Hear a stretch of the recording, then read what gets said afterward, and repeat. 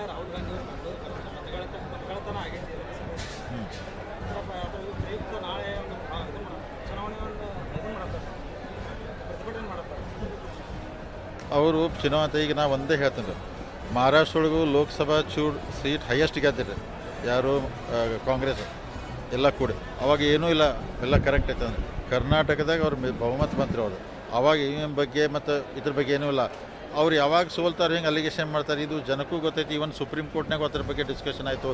ಈ ಥರ ಮಾಡೋದಕ್ಕಿಂತ ಬೇರೆ ಕೆಲಸ ಮಾಡಿದ್ರೆ ಒಳ್ಳೇದು ಅಂತ ನನ್ನ ಅಭಿಪ್ರಾಯ. ಕಾಂಗ್ರೆಸ್ ಪದೇ ಪದೇ ಅಂದರೆ ಇದೇ ವಿಚಾರ ಇಟ್ಕೊಂಡು ಇದು ಮತಗಳತನ ಆಗಿತ್ತು, ನಾಳೆ ದೊಡ್ಡ ಪ್ರಮಾಣ ಪ್ರತಿಭಟನೆ ಎಲ್ಲರೂ ಬರುತ್ತೆ ಮಾಡ್ತಾಯಿದ್ದಾರೆ. ನಾನು ಟಿ ವಿಯಲ್ಲಿ ಓದಿದ್ದೆ.